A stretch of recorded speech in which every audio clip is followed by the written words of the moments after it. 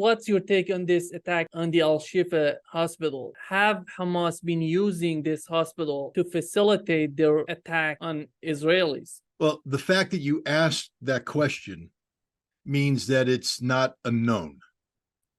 And because it's not a known, everything that Israel's doing is a war crime. You see, yes, under international humanitarian law, there are conditions in which a civilian object, such as a hospital, can be converted into a military object. And amongst those are if a hostile force is using it as a command and control point to barracks troops, to store ammunition, things of this nature. But in the law of war, there's also there's a criteria called distinction, meaning that in order to distinguish, to make a distinction between civilian and military, you have to have proof. You don't get to attack a hospital, then go on a fishing expedition to look for proof. That's not how the law of war works. You have to have absolute proof, or otherwise the object must be treated as a exclusively civilian object protected under international humanitarian law. As we see right now, Israel doesn't have proof. They're desperately searching for something that can back up the extraordinary claims they made about Al-Shifa. It's big, huge command and control underneath there, bunkers everywhere, guns, the whole thing. Where is it, Israel? Where is it? The fact that you're looking for it means you didn't know for certain it was there. You're guessing, and therefore you're guilty of murder, mass murder, a war crime. Every Israeli officer, every Israeli civilian authority associated with the attack on this hospital is guilty of a war crime and should be prosecuted as such. This isn't an accident. This isn't a mistake. The law of war is clear, and Israel has violated it 100%. People need to get angry. People need to start getting angry. I'm tired of people going, well, we're just going to have a civil discussion. Imagine your child dead right now in the hospital. Imagine your mother going in for surgery and dying in the recovery room because she can't get the medical care she needs. It's time for everybody to get angry. Israel no longer gets a pass. This isn't about anti-Semitism. I'm not anti-Semitic. This is about calling out a regime, the Netanyahu regime, as a war criminal regime. And they must be recognized as such and treated as such.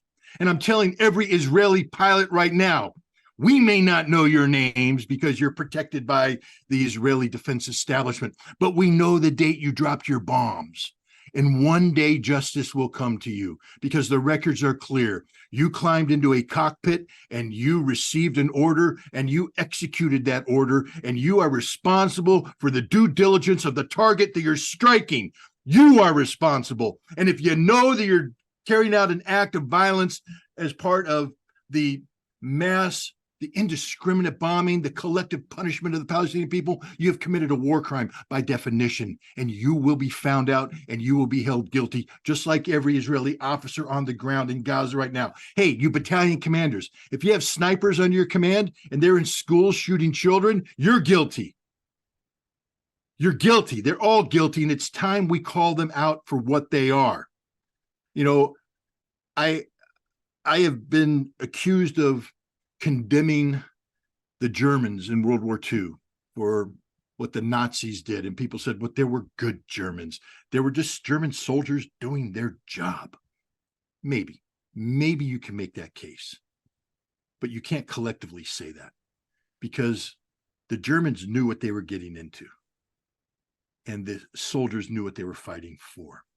And at some point in time, it becomes evident that you are participating in a massive crime against humanity. This is why German generals, not SS officers, German generals were hung by the neck until dead, because they turned a blind eye to these crimes they were responsible that took place under their command, even though they didn't give the orders. I hope and pray that someday there's a Nuremberg tribunal for these Israeli officers.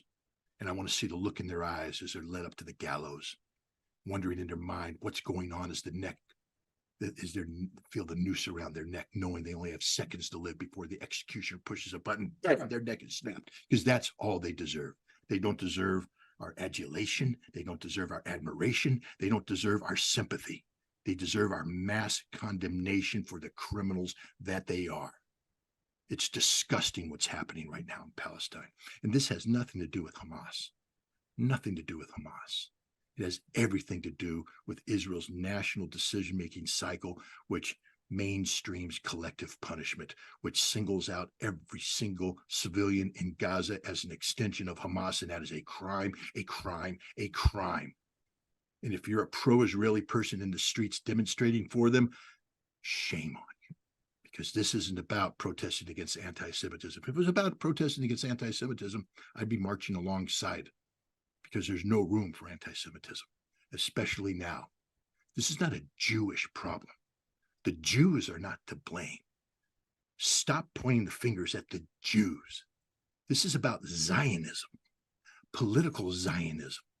This is about people who have taken political Zionism and they've turned it into this expression of a greater Israel.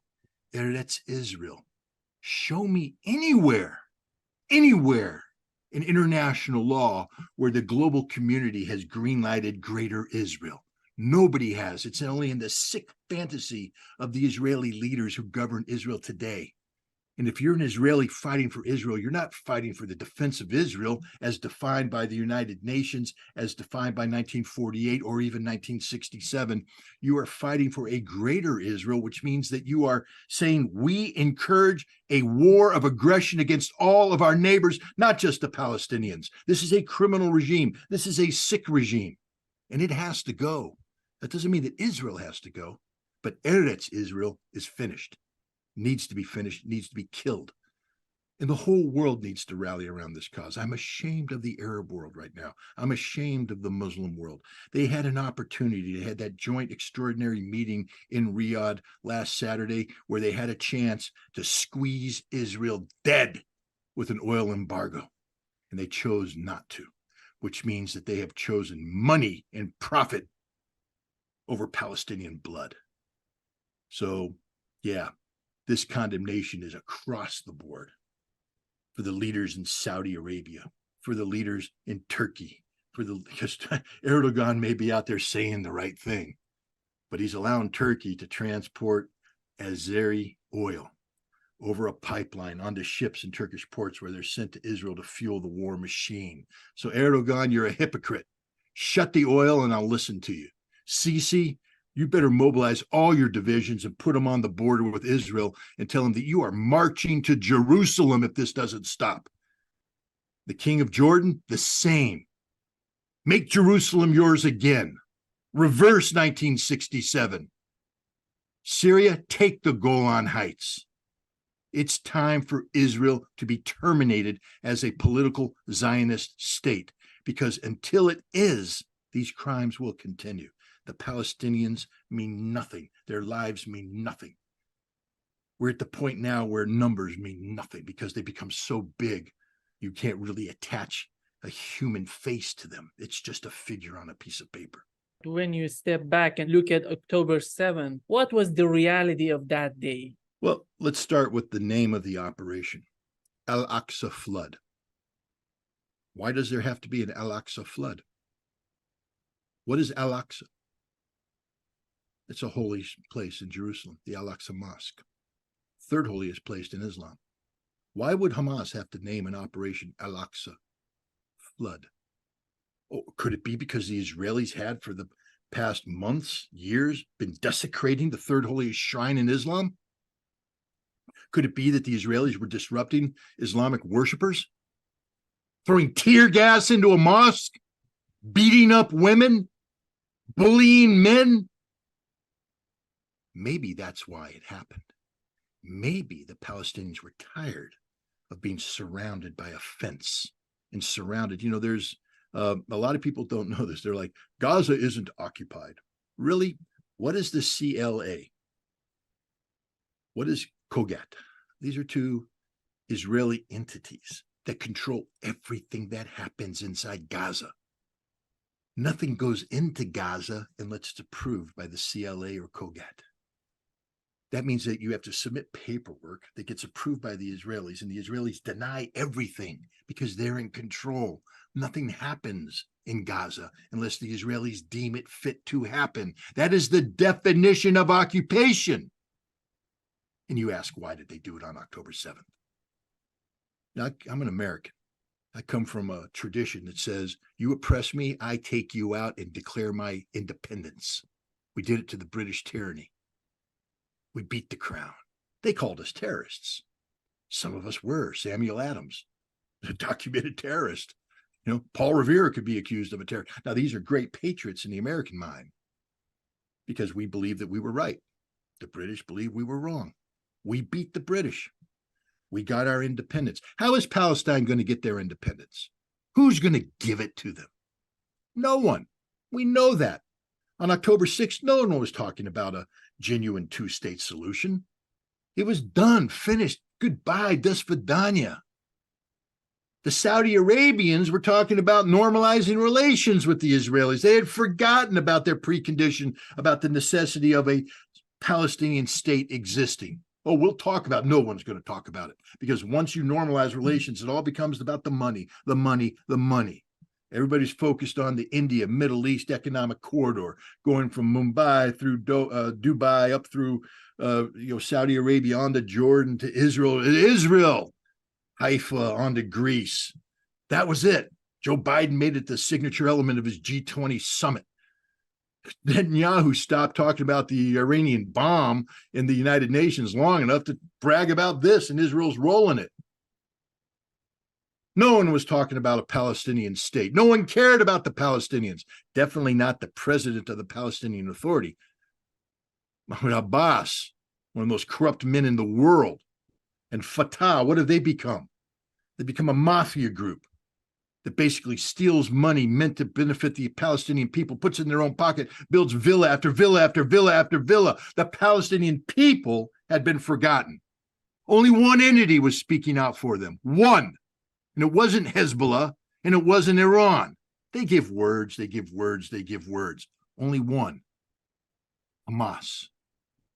Hamas launched an attack against Israel on October 7th.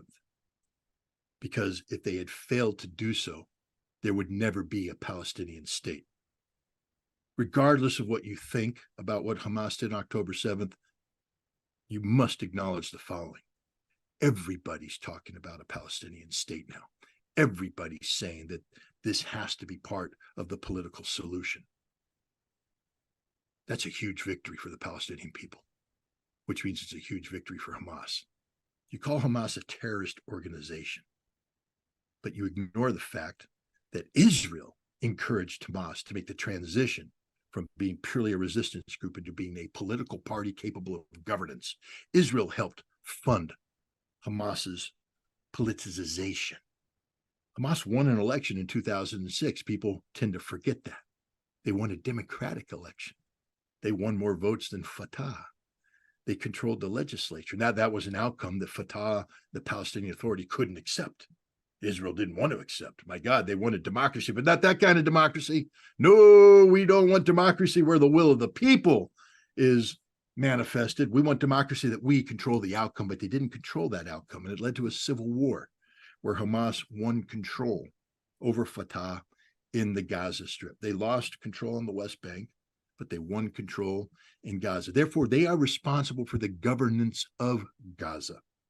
Now, if you're put in charge of governing people, what kind of government are you if you allow the perpetration of crimes, the crimes of occupation? Because again, Scott, the settlements were withdrawn in 2005. The settlements were, but Israeli control was not. Israel controlled everything. Ask Hamas if they were able, as the governing authority, to build a true port capable of receiving international shipments. No, Israel wouldn't allow it. Israel wouldn't allow it. Ask Hamas if they could build an airport where planes could land so that Palestinians could fly freely around the world as sovereign citizens. No, Israel wouldn't allow it. Ask Hamas if they could do anything without Israel's approval. And the answer is only one thing: resist. And that's what a legitimate governing authority does when their people are being subjected to the oppression of the occupier, and that's Israel, an occupying authority. So Hamas struck out. Scott, Hamas committed crimes. Really?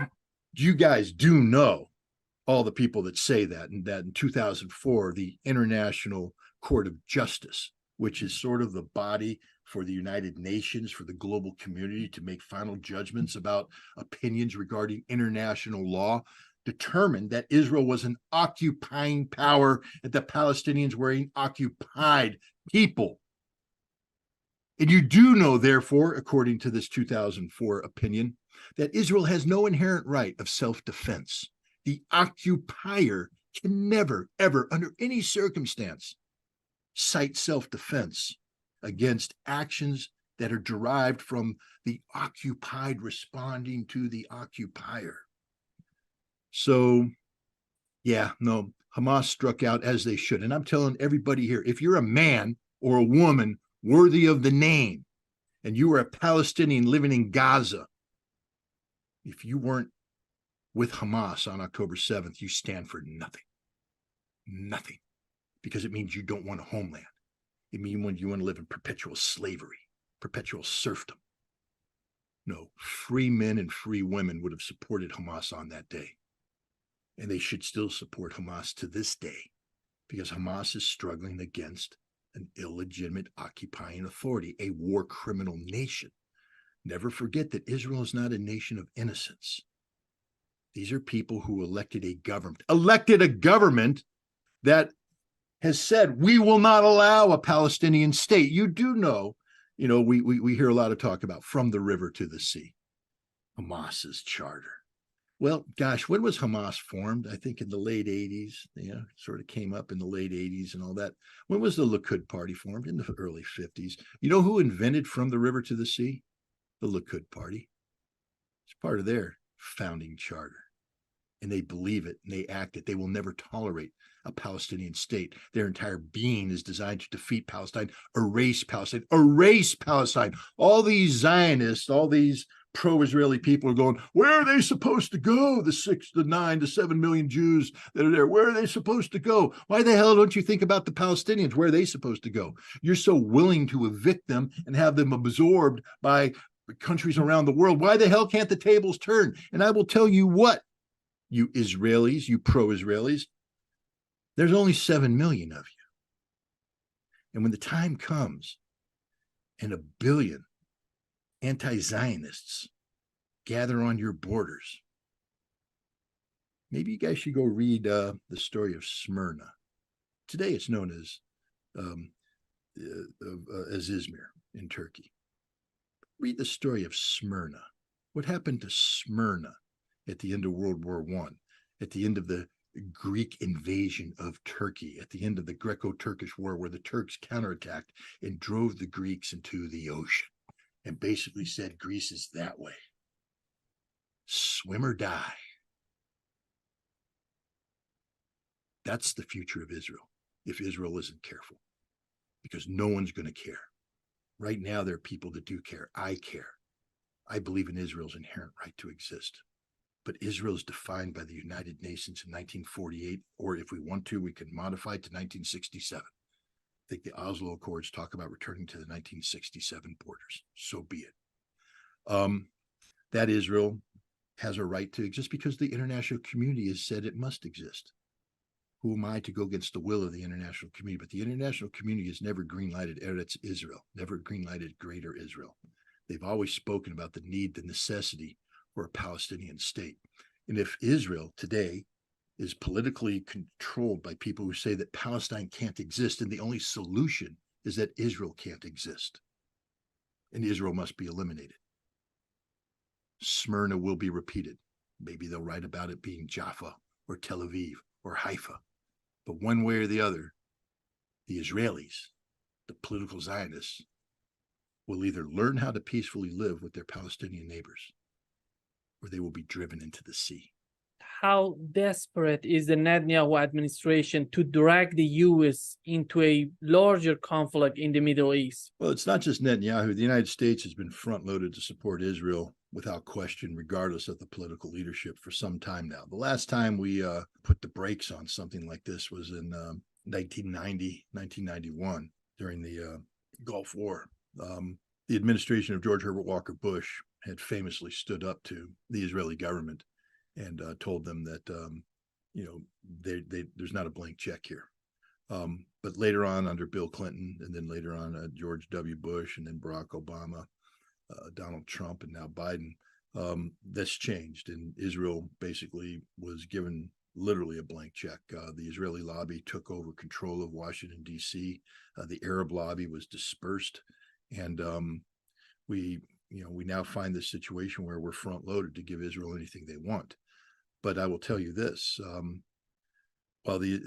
First of all, both Israel and the United States know that there can't be a war between Israel and Iran unless the United States is involved. We know that because we participated in joint exercises with Israel, Chariots of Fire last year, Firm Hand this year, where the various scenarios were tested out, and Israel lacks the capacity to attack Iran on a sustained basis without American assistance, and they need America to take over that conflict because they can't do it on their own. They literally can't do it on their own.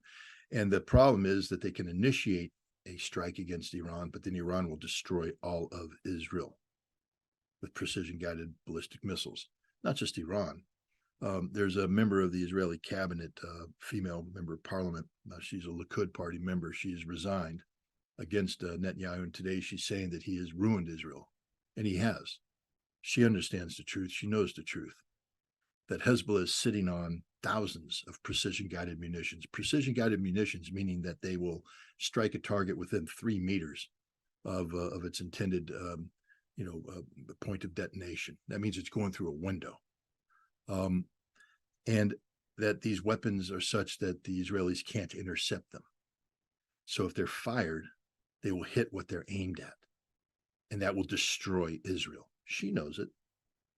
Netanyahu knows it. That's why he wants America involved. The only way he can defeat Hezbollah and Iran is if America takes the lead. That's the last thing the United States wants to do, however. We don't have the military capacity to defeat Iran. And the consequences of a long war with Iran would be devastating for the global economy because the oil production capacity of the Middle East will be terminated, some of it permanently so. We know this. Joe Biden, he wants to be president again. So he's not going to commit economic suicide by blindly supporting Israel. Netanyahu is finished. He's done. I just advise everybody, every time Netanyahu speaks, ignore it. And I'll tell you why. Because when this war ends, and it will end, Netanyahu will not be prime minister of Israel. He's a hated man, a reviled man. And he's recognized not only by the United States, but now increasingly so inside Israel, is the #1 problem for Israel. It's not Hamas, it's Netanyahu. He failed the Israeli people on October 7th. He's supposed to be Mr. Security. He failed. And understand this, if he failed on October 7th, he's failed everywhere, which means he's miscalculated across the board, which means he doesn't have a plan. He simply panicked. This is panic reaction by the Israelis, which is one reason why they're committing so many crimes, because they just don't have any other thing they can do. They are so scared. They are so afraid. They are so panicked that they have allowed this panic to turn into bloodlust.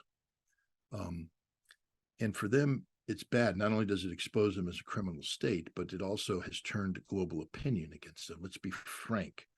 Had Israel on October 8th limited its response to securing the border with Gaza, cleaning up the Hamas people, maybe a handful of punitive strikes against known Hamas targets inside Gaza, and then turned to the international community and cited Article 51, self-defense, and say, we've been attacked. We need the Security Council to step in. There would have been a heated debate because, again, the ruling of the International Court of Justice that Israel is an occupying power would have come up for debate, but Israel would have been able to counter that by pointing to the number of dead civilians and say that surely you can't deny us the opportunity to recognize that this was excessive violence on the part of Hamas. And I do believe that the Security Council would have sided on behalf of Israel, but it wouldn't have allowed this crime that's taking place. What it would have said is that Hamas must go. And then you'd have the international community working with Israel to isolate Hamas, to eliminate Hamas. The streets would have been filled with protesters protesting for Israel and against Hamas. But that's not what happened. Netanyahu couldn't let that happen because remember, before October 7th, he was already a failing prime minister. There's a prime minister whose country was turning against him increasingly because of his decision to rewrite basic law, to turn the Israeli judiciary to an extension of a Likud-controlled parliament that would impeach any judge that dared hold Netanyahu accountable for the many crimes that he's been accused of committing, crimes of corruption, crimes that if he were found guilty, and he likely would be found guilty, would put him in jail and his wife for the rest of their lives. So he's a desperate man, literally trying to destroy Israel to save himself. That shows you what kind of despicable character this is. This is not a good man. This is not a misunderstood man. This is not a man who has been caught up in something bigger than him. He is a criminal, a literal criminal who's using the Israeli political system as a shield to protect himself from being held accountable for the crimes he has committed. And now he's committed more crimes. These war crimes are on Netanyahu.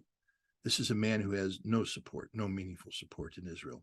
And I think you're going to see sooner rather than later that he will be removed from office and a new leadership will come in.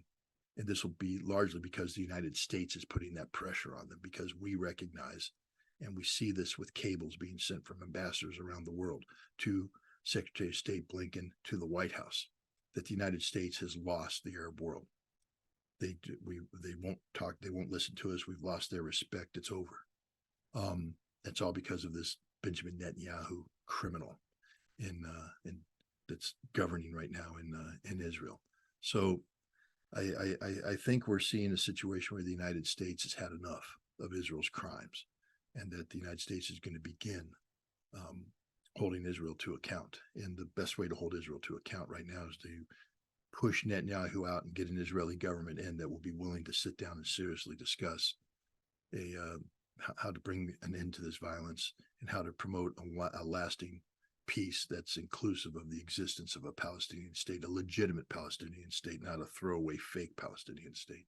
If you were an advisor to the Netanyahu administration right after that attack on October 7th, what would you say to them? What would be a smart choice to respond to that attack? Well, if I were an advisor to Netanyahu, I would say that Hamas has carried out a very effective military raid against us.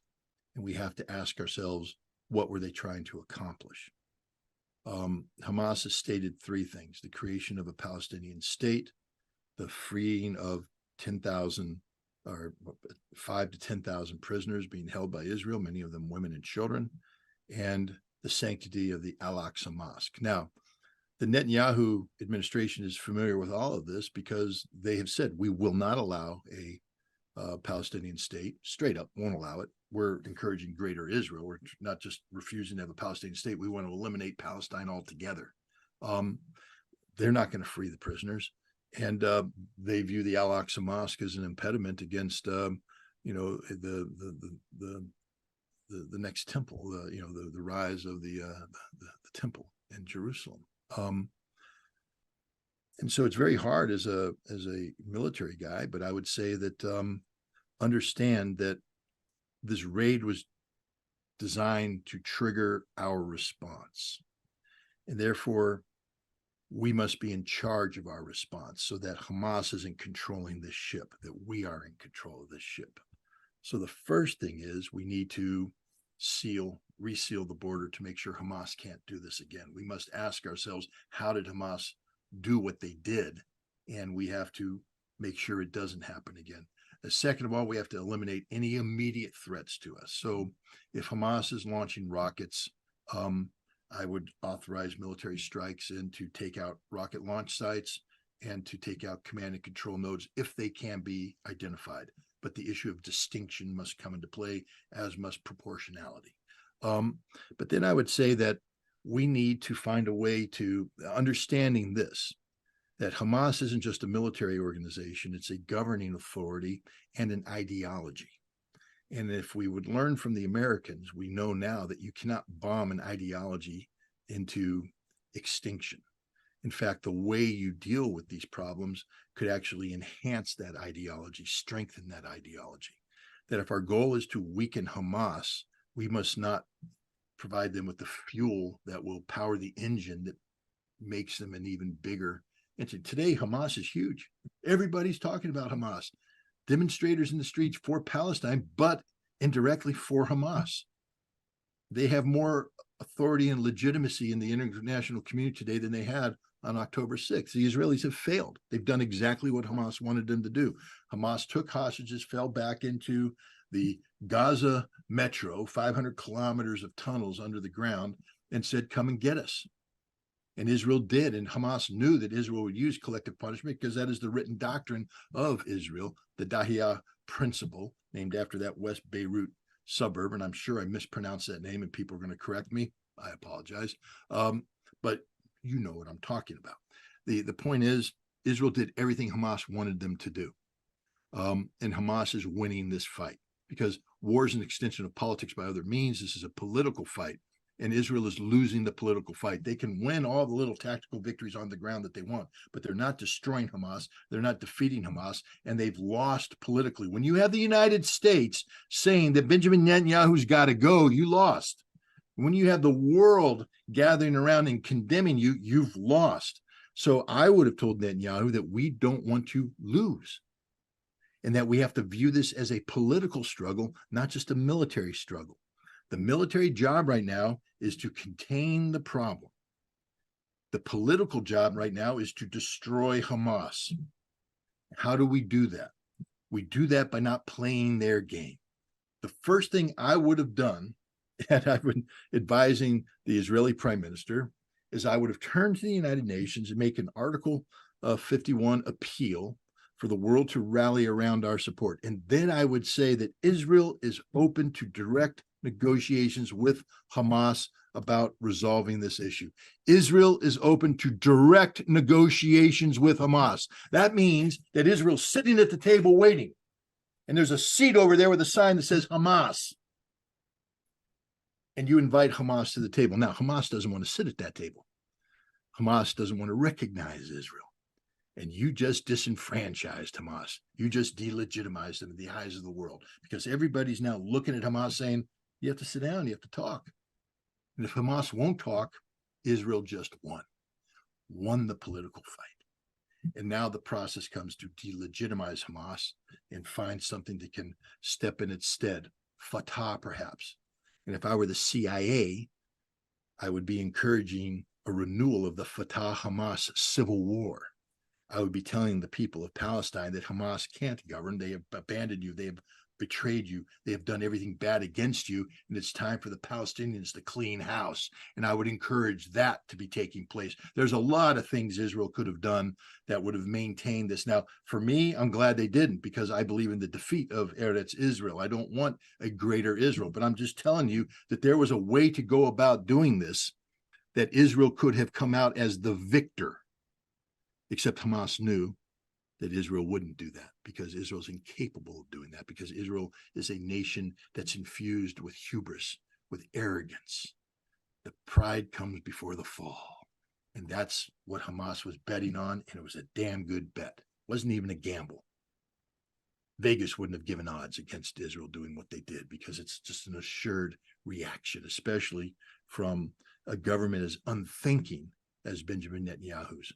We knew what they were going to do. It was predicted, predictable. They're doing exactly this, and they're losing now because of it. If the Netanyahu administration were capable of dragging the US into a larger conflict in the Middle East, how do you see the role of Turkey as a NATO ally? Well, first of all, I want to say that I think nobody wants this war. Everybody's on to Israel's trick. Everybody's on to Israel's trick. So it would be the dumbest thing in the world for this thing to explode. The United States is doing unprecedented reaching out to Iran, telling them we don't want this war. And Iran is doing unprecedented reaching out to everybody else saying we don't want this war. A lot of pressure is being put on Hezbollah, who's in a very tight situation, to manage the escalation so it doesn't explode into war. And the United States is putting pressure on Israel, saying, don't you even think about opening up a northern front, which, of course, is an act of desperation that Netanyahu might do to hold on to power as his Gaza gambit fails. So I think we have to understand that any talk about a larger war is purely speculation. And it's, well, that doesn't mean it can't happen. Of course it can't happen. All the pieces are there. The emotions are running high. One miscalculation. My God, if one of these Iraqi or Syrian resistance missiles, mortars, lands on an American base and kills 25 soldiers, not wounds, kills 25 soldiers, hell's going to come. Hell's to pay. We won't take that.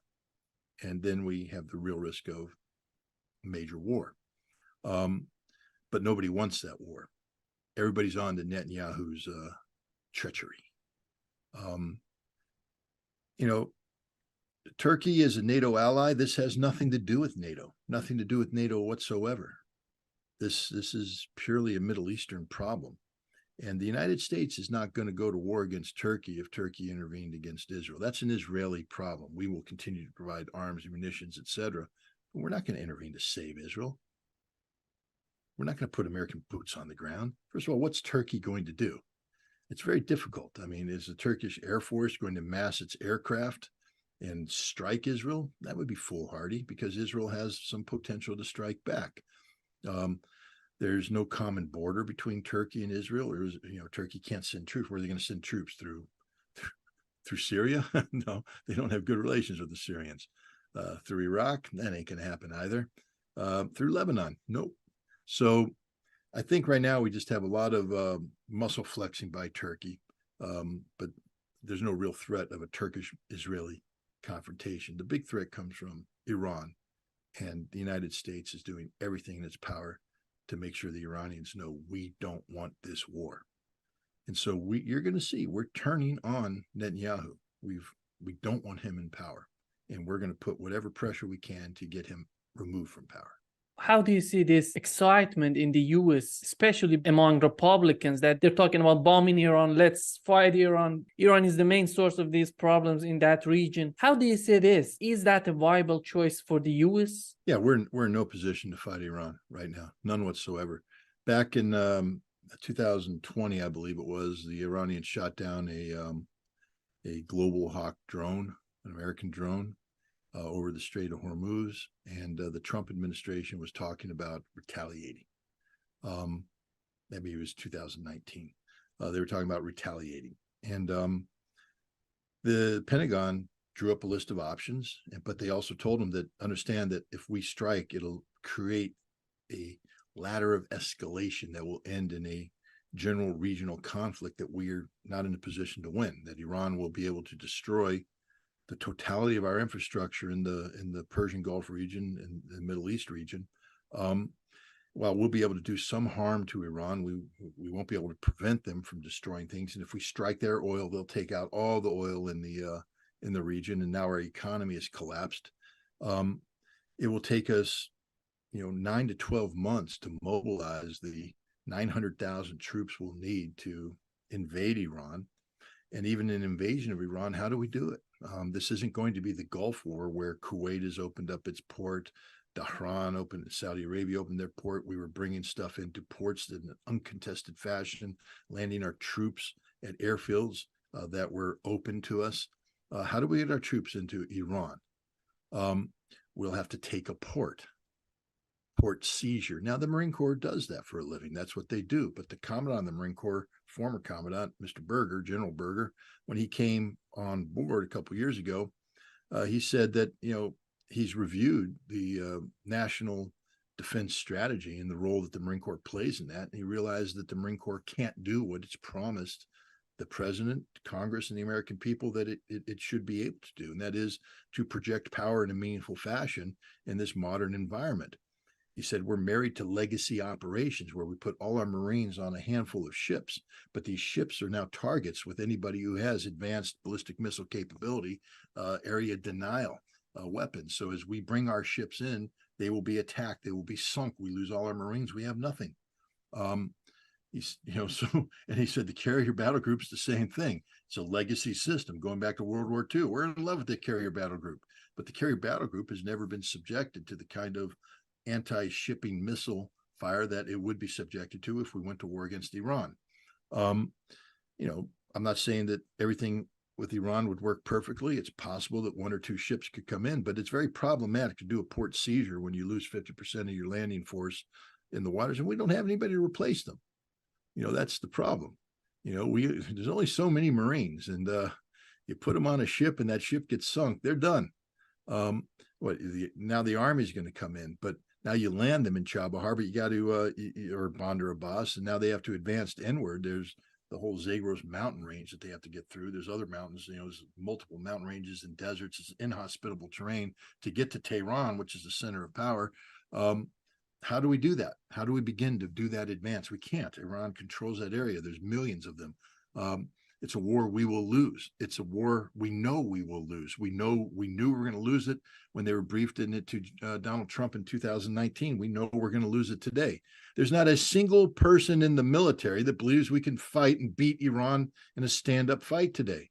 Can't do it. Yeah, we can employ nuclear weapons, but that's just stupidity to talk about. So, you can have all these Republicans talking big. You can have all these Democrats talking big. But the bottom line is we can't beat Iran in a stand-up fight, and they know it. So all they're doing is posturing for domestic political purposes. They have to be seen as looking tough because we look so weak, because the reality is we are so weak. So they're going to talk tough. And by blaming Iran, you distract attention away from where it really belongs, Israel. By throwing out the Iranian boogeyman, you're saying, don't pay any attention to Israel here. We're introducing you to Iran. They're the trouble.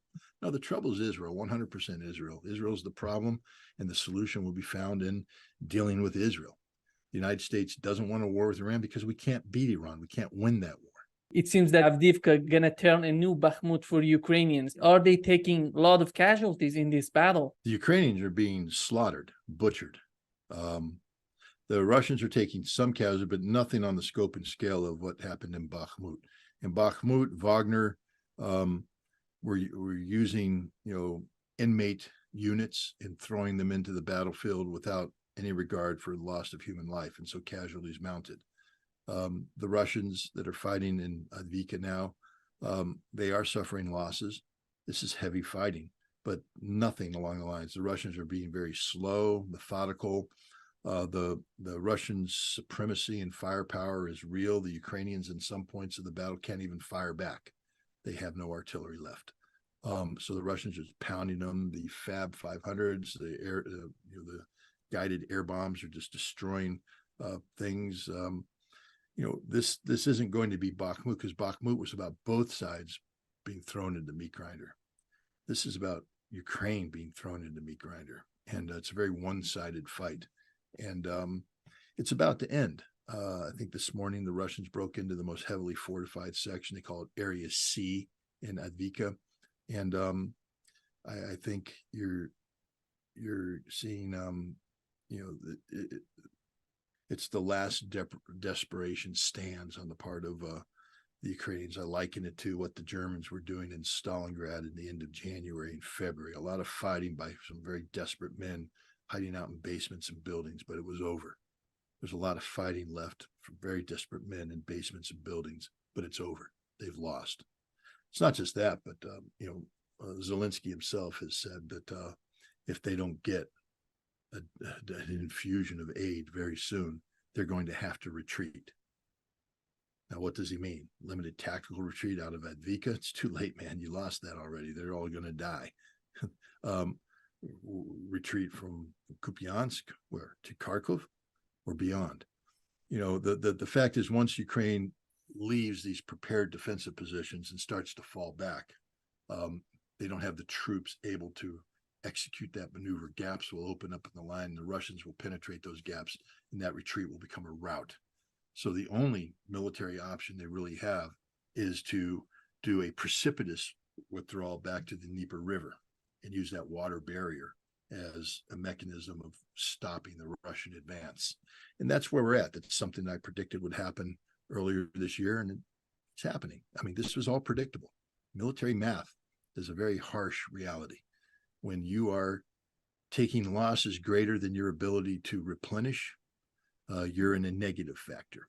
When your losses are less than your ability to replenish, you're in the positive factor. And Ukraine is now in the absolute negatives and Russia's in the absolute positives, and the power differential is expanding in favor of Russia as we speak. They're getting stronger every day, well-trained troops, well-equipped troops, well-led troops with more on the way. Ukraine, they're whatever you want to call them, these are not the best trained troops in the world. They're horribly led. Their morale is finished, and every day they just get weaker and weaker and weaker and weaker, and eventually there will be a breaking point and the front will collapse. How do you see this conflict between Zelensky and Zaluzhny? What's the reason behind this conflict? You know, there has been a power game being played, and Zelensky was the guy that was the favorite of the CIA and MI6. Zaluzhny was, of course, popular, but you know, we had promoted Zelensky to the status of a Ukrainian Winston Churchill, and having given him that, you can't go against him. You have to keep him propped up as such. They're both, guilty of egregious failures. Zelensky is a man who sold himself to the Ukrainians as the guy, the Messiah, around which the world will rally, and there would be a perpetual flow of money and materiel and recognition that Ukraine is the number one problem in the world, and the world is with Ukraine, and everybody will do. And you saw he got very arrogant in the late summer fall, where he was literally dictating things, not requesting but dictating, and and then his request became so ridiculous and so outlandish that even Time Magazine, they wrote an article about him that called him, a Messiah-like character who's imbued with this delusional sense of grandeur. He's out there. He's gone. He's finished. He's finished. But Zaluzhny made a mistake too. You see, he gave an interview to The Economist a little while ago, where he said that the conflict is in a stalemate, and that then he said something interesting. He said, I made a mistake. Well, it's interesting to have somebody say they make a mistake, because Zelensky isn't saying he made a mistake yet. But Zelensky said, I made a mistake. He said, I believed that we could engage in a process that inflicted so many casualties on the Russians that the Russians lost the will to fight, that we would break their will. And that didn't work. The Russians are still there. We haven't broken their will. We're in a stalemate. Here's the problem with that. That wasn't the war he described a year ago when he gave an interview to The Economist, when he said, I can beat these guys. I can beat them, but I need you to train up 12 brigades of Ukrainian troops. Well, we did. To give me 300 tanks. We did. 500 infantry fighting vehicles. We did. 500 artillery pieces. We did. Ammunition. We did. Training. Yep. Intelligence support. Yep. We gave him all that. And he said, I can beat them. And he told us exactly what he was going to do. He said, it's 84 kilometers to Melitopol. Melitopol being a city in the region that if you take that, you sever the land bridge connecting Crimea with Russia. So he was going to take Melitopol and subject Crimea to shelling that would cause the Russians to break. This would be the war-winning strategy. Well, it's curious what he just did there. And he also said it has to be done this spring. So in that one interview, which I believe was done in December, he told the Russians how many troops the Ukrainians are going to bring to bear on the problem. He told them exactly where they're going to attack. You just have to take 84 kilometers from Melitopol and point in where it is 84, and you know they're coming through Robotyno to Tokmak. When he's going to do it and why he's going to do it. And then he's surprised that the Russians built a defense that can't be penetrated, because they knew everything about what he was trying to do. But he didn't say, I'm going to get into a meat grinder and grind these guys down. He said, I'm going to take Melitopol. That's what I'm going to do to be victorious. And he wasn't. He misled everybody. It couldn't happen. He knew it couldn't happen, because later on he said, how do you expect me to carry out an offensive when I don't have control of the air? Well, that's a question you should have asked when you were ordered to carry out the offensive. And here's the other thing about casualties. As an attacking force, against a entrenched enemy, you need at a minimum 3-1 odds in your favor. For every one Russian dug in, you need 3 attacking soldiers. You probably need to take that up to 5 if you're going up against prepared defenses like that. 5-1. And the reason why you have that is that you're going to suffer casualties. The notion that the Ukrainians inflicted more casualties on the Russians than the Russians inflicted on the Ukrainians is ludicrous. It doesn't pass the smell test. It stinks. It's pure propaganda. And that's what he's selling right now. He's spinning. He's spinning his defeat. He can't acknowledge that the Ukrainians literally pounded their multi-billion-dollar NATO-provided army against a Russian brick wall that didn't yield, and now everything's gone. Everything is gone. Everything. And he's got nothing left. So he's trying to call it a stalemate, but it's not a stalemate. Stalemate implies that the Russians aren't going to do anything. The Russians right now have they've transitioned from an active defense into an active offense along the line of contact, and they're putting pressure on the Ukrainians all along the line. The Ukrainians simply don't have the troops to respond. They've poured too many troops into the battle at Vika, too many troops into Kupiansk are now trapped in cauldrons being consumed. They're losing the battles around Bakhmut. They're losing everywhere, even in the Dnieper near Kherson, where they managed to put a couple battalions of Marines across the river. Those Marines are trapped now and dying. They're going nowhere. It's game, set, match. Russia has won. Now, the problem with saying Russia's won is I use the historical analogy of the Second World War and the American experience because I'm more familiar with that. In December of 1944, the German army had been reinforced to the point where it could carry out a major offensive in the Ardennes, became known as the Battle of the Bulge. In the United States, lost a lot of guys. We defended, we held, and then we launched a counterattack. General Patton's Third Army famously pivoting and relieving Bastogne and driving the Germans back. And then from early January into February into March, we pushed them out of the Ardennes. We got across the Siegfried line and we made our way into Germany. So by 1 April, it's over. It's over. Everybody knows that it's over. You know what the bloodiest month was for American forces in the war in Europe? The bloodiest month? It wasn't December, Battle of the Bulge. It wasn't June or July, the Battle for Normandy. It wasn't the fighting for France. It wasn't the fighting for the Hürtgen Forest or the Battle of Aachen. None of that. April 1945 was the bloodiest month for U.S. forces. Why? The Germans were defeated. Why did we lose? Because the Germans fought every tooth and nail till the very end. And they went down hard. They had lost, but they went down hard. And so when I say that Ukraine has lost, they have lost. But I'm under no illusion that victory is going to be easy for Russia. The final month of this conflict could prove to be the bloodiest month for the Russians. This war will end. It will end in a Russian victory. But it's a tragedy for everybody involved, because especially now when the outcome is certain. Everybody's abandoned Ukraine. Everybody has abandoned Ukraine. Even the Wall Street Journal has abandoned Ukraine. They just did a headline story this morning saying it's time for belief in a magical Ukrainian victory to end, because even they know that there will be no Ukrainian victory, that the world must start thinking about what a Russian victory looks like and how to live with Russia in those terms, because that's the reality. That's what's going to happen. That is what's happening. And so if anybody had any humanity, they would stop the war now, save as much of Ukraine as possible, save as many Ukrainian lives as possible. When this war ends, they're going to need to build homes. They're going to need to rebuild cities, villages. You're going to need engineers. You're going to need construction laborers. You're going to need manpower to do this. The genetic foundation of the nation of Ukraine is being wasted. All that talent that Ukraine is going to need to rebuild is being bled out on the battlefield. The same thing with Russia.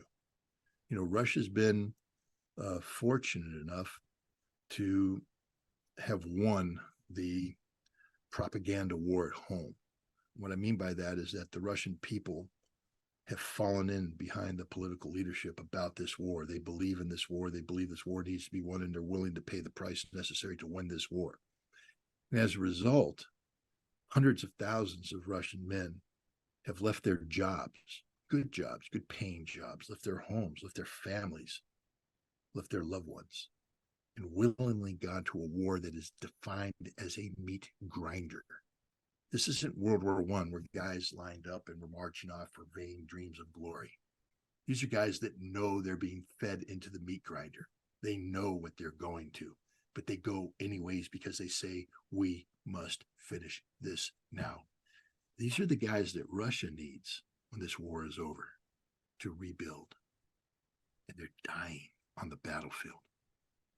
Every day that goes by, the very men that both Ukraine and Russia need to rebuild from this catastrophic conflict are dying in the fields of Zaporizhia, in the villages and towns of Donetsk, in the forests of Lugansk, in the swamps of Kherson.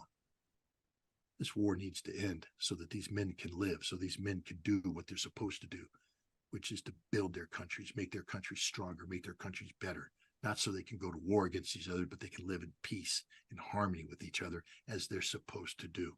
I just interviewed I interviewed a Russian journalist who's with the Russian forces. And, he's involved in the battle for Advika. And he said, it's a tough fight because the guys we're fighting are us. They're the same people as we are. They're the same stubborn guys that we are. They won't surrender. They'll fight to the death because they're Russians. They may call themselves Ukrainians, but they're Russians. Russian spirit, Russian blood, Russian soul. This is tragedy. This is a huge tragedy. And hopefully it comes to an end as soon as possible. It will be a Russian victory. And it's incumbent upon the West to learn to live with the reality of that victory. And I will just say this: I can't predict the future, but I will tell you that Russia doesn't have revenge on their mind. Yes, there will be denazification. Yes, the Banderist movement will be eradicated. But Russia's not looking to punish Europe. They're not looking to invade Poland, invade the Baltics. Russia wants peace. And when this war ends, Russia will be looking for a way to turn their victory into a vehicle that allows for a new European security framework where both sides respect their respective spheres of influence and learn to peacefully cohabitate. Russia's shown that it can survive economically without being plugged into Europe. Would Russia like to plug into Europe again? Of course, who wouldn't? It's a market. But they're never going to allow Europe to dominate Russia as they once did. The relationship will be forever changed, but it should be a relationship nonetheless, one where Europe doesn't have to worry about building its own massive armies, it's spending money they don't have because of their faltering economies to build tanks and airplanes and artillery pieces and artillery shells. They should be focused instead on rebuilding their own devastated economies that were damaged by their own self-destructive policies of trying to sanction Russia. Well, it's backfired. Russia's standing. Russia's strong. The Wall Street Journal admits this, that Russia has beat us on the sanctions game. They've beat us militarily. They beat us diplomatically. Everywhere you look, Russia's treated with respect around the world. It's the West that's becoming increasingly isolated. It started with Ukraine, but now the West has jumped in on the Israeli bandwagon, and that isolation is becoming even more manifest. No, but it's tragedy. But again, I do believe that this war is going to end sooner rather than later. This is not going to be a long-term stalemate. Ukraine is finished. Would Odessa and Nikolaev end up in the hand of Russians, in your opinion? If this war continues, yes. Let's look at the realities here.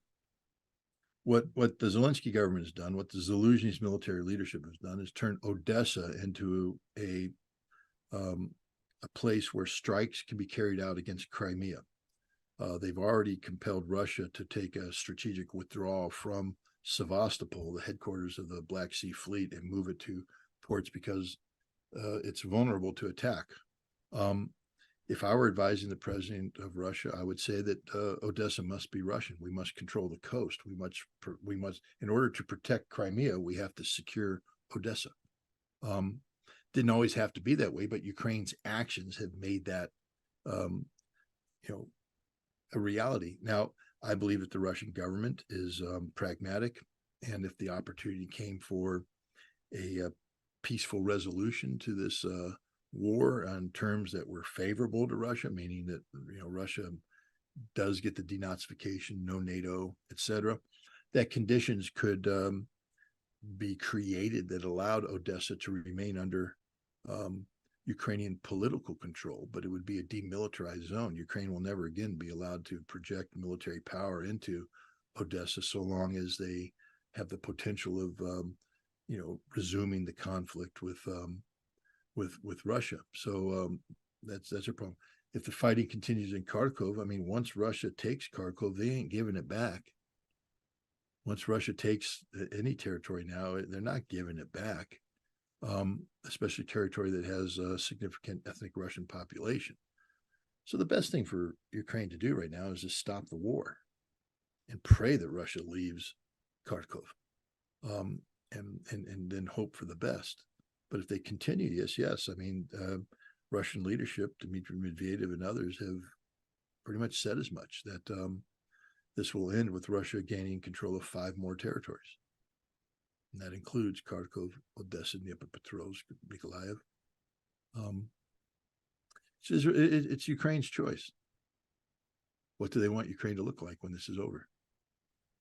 They Do can you lose think 20% that of their country, or they can lose 50% of their country. It's up to them.